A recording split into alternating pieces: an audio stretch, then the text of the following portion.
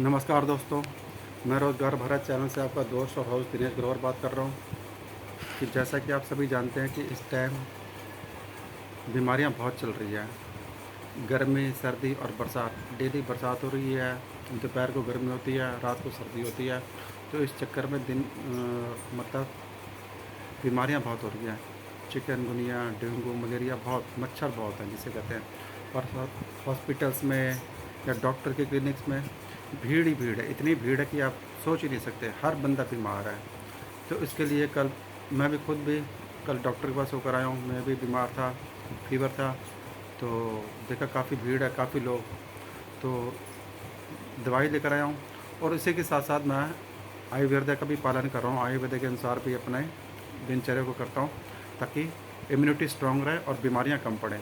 तो इस चक्कर में मैंने आयुर्वेद से थोड़े परामर्श लिए। तो उन्होंने जो जो बताया बहुत अच्छा लगा।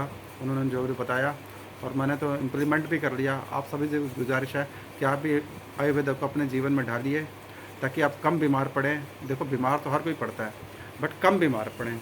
तो जो उन्होंने मेरे को आयुर्वेद के अनुसार जो उन्होंने उपाय बताए, मैं वही चाहता हूँ कि क्यों ना अपने दर्शकों के साथ वो आयुर्वेद के उपाय शेयर किए जाएँ ताकि वो लोग भी इस चीज़ को अपनी दिनचर्या में शामिल कर सकें।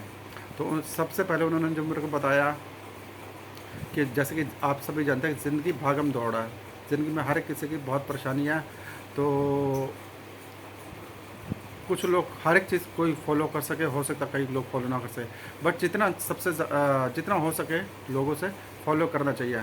कम से कम जैसे 15 पॉइंट हैं, तो मैं कह रहा हूँ कोई 2-5 कर सकता है, कोई 10 फॉलो कर सकता है। करिए, कुछ ना कुछ तो फ़ायदा होगा ही होगा। सबसे पहले आयुर्वेद के अनुसार सबसे पहले उन्होंने क्या क्या कि आप ब्रह्म मुहूर्त में उठिए। ब्रह्म मुहूर्त में उठने का क्या फ़ायदा है? ब्रह्म मुहूर्त सबसे पहले तो होता क्या है? ब्रह्म मुहूर्त आपका होता है सुबह के 3 बजे से लेकर सुबह के 3 बजे से लेकर सुबह के 5-5:30 तक। ये होता है आपका ब्रह्म मुहूर्त। इसमें अगर आप मेडिटेशन कर सकें, योगा कर सकें, प्राणायाम कर सकें तो बहुत ही अच्छा। सुबह सुबह कुछ भगवान का नाम ले सकें तो इसमें आपकी मनोकामनाएं भी जल्दी पूरी होती है। ये ब्रह्म मुहूर्त का टाइम इतना अच्छा होता है कि आप आयुर्वेद के अनुसार या अध्यात्म के अनुसार बहुत अच्छा टाइम होता है। प्रार्थना वगैरह कीजिए, भगवान का नाम लीजिए, योगा प्राणायाम कीजिए ब्रह्म मुहूर्त। तो आप ब्रह्म मुहूर्त में उठिए, आप स्वस्थ रहेंगे। दूसरा, सबसे पहले पहले ब्रह्म मुहूर्त में उठकर आप गुनगुना पानी पीजिए। गुनगुना पानी या तांबे के पात्र में पानी पीजिए। गुनगुना पानी पीजिए या रात को तांबे के पात्र में पानी भर के सुबह आप वो पानी पी लीजिए। आपके अंदर नई ऊर्जा का संचार होगा। गुनगुना पानी में अगर आप थोड़ा शहद या नींबू डाल के पिएंगे तो और ज़्यादा आपके लिए बेहतर होगा। दूसरा, फ्रेश होने के बाद थोड़ा सा व्यायाम या योगा करें। वही जैसे मैंने पहले ही बताया, अगर ब्रह्म मुहूर्त में आप जब उठते हैं तो फ्रेश हो गए, आप योगा या प्राणायाम या व्यायाम कुछ भी आप करना चाहें तो कर सकते हैं। तो आपके लिए ज़िंदगी सोने पे सुहागा जैसी हो जाएगी। और वैसे तो हर कोई बंदा आजकल कोलगेट या दातुन वगैरह कोलगेट करता ही है। अगर साथ में कोलगेट के साथ साथ अगर आप नीम का दातुन या बबूल का दातुन कर सकें तो वो आपके लिए बहुत अच्छा रहेगा। उससे आपके दांतों में कीड़े नहीं पड़ेंगे, मुंह से बदबू नहीं आएगी।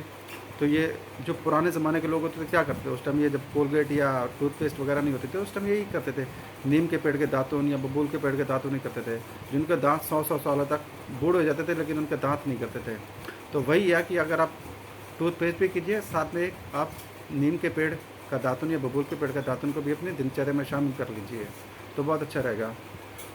और शरीर की सुबह सुबह मालिश ज़रूर कीजिए। वो तिल का तेल हो सकता है या सरसों का तेल हो सकता है, इससे आप मालिश कीजिए, आपके शरीर बेजोड़ रहेगा।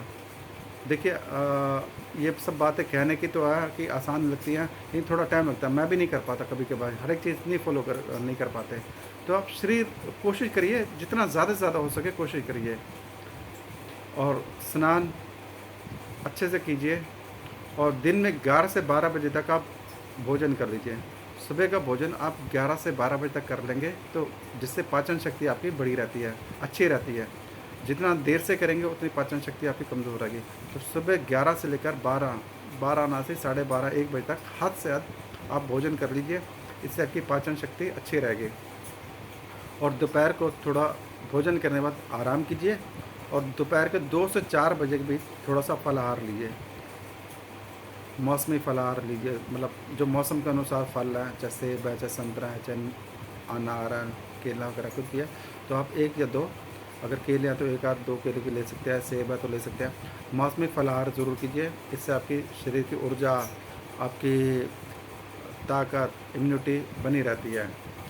और शाम को थोड़ा सा आप भ्रमण कीजिए, थोड़ा सा मतलब सैर सपाटा कीजिए, पार्क में चले जाइए खुले, अगर आपके घर में ही थोड़ा स्पेस है या कहीं है तो आप थोड़ा सा वॉक कीजिए, ज़रूर वॉक कीजिए। और शाम को भोजन भी आप 7 बजे, वैसे तो आयुर्वेद के अनुसार है कि शाम को भोजन 7 बजे कर देना चाहिए, बट आजकल के टाइम पे तो ये तो पॉसिबल है ही नहीं किसी एंगल से। तो आप कोशिश करिए जितनी जल्दी से जल्दी हो सके शाम का भोजन कर लीजिए, चाहे 7 नहीं सही, 8 सही, 9 बजे तक कर, 9 साढ़े 9 बजे तक कर ही लीजिए, हर हालत में कर लीजिए। इससे देर मत कीजिए, शाम का भोजन जितनी जल्दी कर सके उतना ज़्यादा अच्छा है। और देर तक ना जाके मोबाइल का यूज़ कम से कम, ऐसा तो है नहीं आज की डेट में आपको कह दिया जाए कि आप मोबाइल करेंगे नहीं। जैसे जैसे आप टेक्नोलॉजी बढ़ रही है, जैसे जैसे इंसानियत की ज़रूरतें बढ़ रही हैं, तो मोबाइल का यूज़ तो होता ही होता है, तो बट कम से कम कीजिए कि मोबाइल के चक्कर में इतना होता है कि आपकी नींद ख़राब हो, आपको परेशानी हो। जितनी ज़्यादा मोबाइल का यूज़ करेंगे उतना आपका मानसिक तनाव बढ़ेगा। तो मोबाइल का यूज़ कीजिए बट कम से कम कीजिए। और सोने से पहले अगर हो सके तो 1 कप 1 गिलास जितना आपकी कैपेसिटी हो वो दूध पीजिए, और अगर उसमें हल्दी मिला सके तो सोने पे सुहागा, जिससे कहते हैं कि गोल्डन, इससे आप जो हल्दी वाला दूध है उससे क्या कहते हैं गोल्डन ग्लो, उससे आपका ग्लो तो चेहरे पे आता ही आता है, गोल्डन ग्लो आता है। आप कितने सालों बाद भी अगर पीते रहेंगे तो मतलब आपके चेहरे पे झुर्रियाँ या कुछ नहीं आता, आपके चेहरे पे चमक आएगी। और जो सोने का टाइम है वो वैसे तो आयुर्वेद के अनुसार सुबह 9 से लेकर 4 बजे तक या 3:30-4 बजे तक, जैसे मैंने बताया सुबह 3:30 बजे आपका ब्रह्म मुहूर्त स्टार्ट हो जाता है। रात को 9 से लेकर सुबह 3-3:30 बजे तक सो जाइए, बट ये तो पॉसिबल नहीं है। तो कोशिश कीजिए रात को 10 साढ़े 10 बजे सो जाइए और सुबह फिर दोबारा से ब्रह्म मुहूर्त में 3:30 बजे करीब उठिए, नहाइए धोइए और ब्रह्म मुहूर्त में थोड़ा प्राणायाम योगा वगैरह कीजिए। तो ये है आपका दिनचर्या आयुर्वेदिक के अनुसार। तो ये मैं सब मानता हूँ कि ये सब चीज़ें फॉलो नहीं हो सकती, बट जितना ज़्यादा से ज़्यादा फॉलो हो सकती है वो कर सकते हैं। खासकर आप देर तक ना जागें, जल्दी सो जाइए, जल्दी उठिए। वैसे भी आप कहावत है सुना होगा, early to bed early to rise makes a man healthy wealthy and wise. तो ये क्या बना हुआ, यही है ना कि जितनी जल्दी आप सोएंगे जितनी जल्दी आप उठेंगे। अगर आप जल्दी उठेंगे तो आपके शरीर में ऊर्जा होगी, आप काम भी अच्छा करेंगे। तो दोस्तों इस चीज़ को ध्यान दीजिए और आप अपनी ज़िंदगी में बेहतरीन परिवर्तन देख सकते हैं। धन्यवाद दोस्तों, चैनल को लाइक कीजिए, सब्सक्राइब कीजिए और शेयर कीजिए और अपने चाहने वाले तक पहुँचाइए। आपका कुछ नहीं, आपको एक लाइक करने में कुछ नहीं जाता, बट हमारी बहुत मदद हो जाती है। तो वही मैं आपसे कह रहा हूँ, आप प्लीज़ चैनल को लाइक कीजिए, सब्सक्राइब कीजिए और शेयर कीजिए। धन्यवाद दोस्तों।